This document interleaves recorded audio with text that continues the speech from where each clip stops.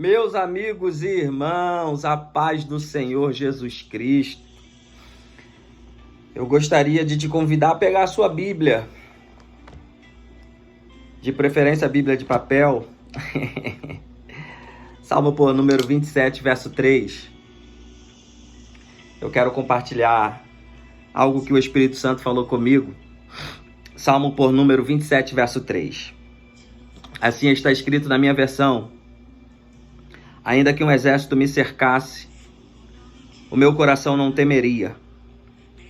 Ainda que a guerra se levantasse contra mim, nele eu confiaria.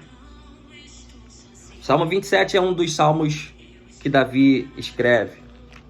Sabemos que Davi escreveu mais de 70 salmos. E o Salmo 27 é um deles. O Salmo 27 diz que, ainda que um exército me cercasse, um exército, para ser considerado um exército, tem que ter no mínimo 20 mil homens. Então Davi está dizendo que ainda que eu estivesse no meio de 20 mil homens, eu não temeria os meus opositores. Mesmo que a guerra se levantasse apenas, única e exclusivamente contra mim, em Deus eu confiaria. Quando eu li esse salmo, o número 27, verso 3, o Espírito Santo me fez lembrar de 2 Reis, capítulo 6, verso 8 ao 23. Eu não vou ler o texto todo, é extenso, e o propósito do vídeo não é ficar muito longo, mas é só compartilhar algo com você muito objetivo. O texto diz que o rei da Síria está fazendo guerra contra Israel.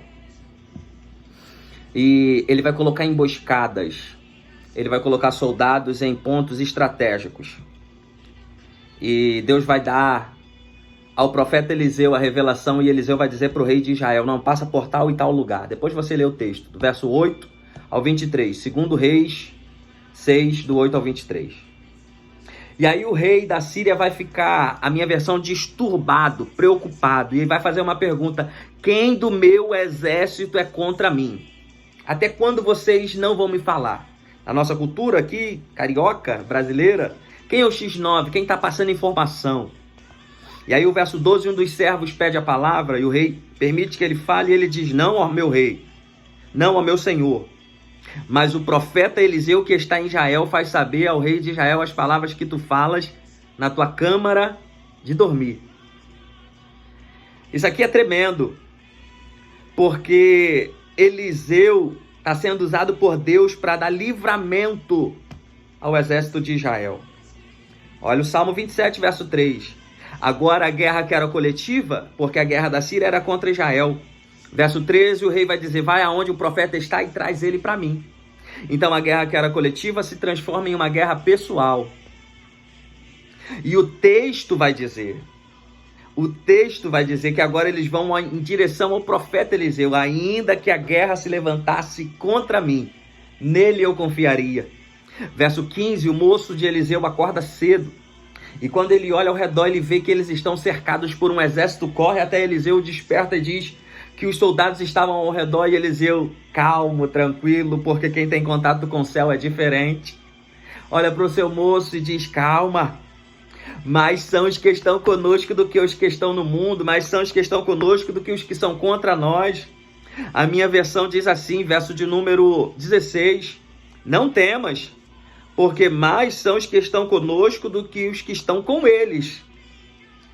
Aí Eliseu faz uma oração, e a oração é: Senhor, abre os olhos deste moço para que ele veja. Isso aqui mexe comigo, gente, e é aqui que eu vou concluir. Porque existe duas visões no texto. Aquele que é movido pela visão da terra, o moço de Eliseu. E Eliseu, aquele que é movido pela visão do céu. Quem tem contato com o céu é diferente. A guerra é a mesma, o inimigo é o mesmo, o problema é o mesmo, mas o posicionamento é diferente. Porque eu não vejo com os olhos da terra, eu vejo com os olhos do céu. Eu tenho contato com Deus, quem eu sirvo. E aí o Salmo 27, verso 3, entra em ação e ele diz: nele eu confio, eu deposito a minha fé e a minha confiança no Senhor.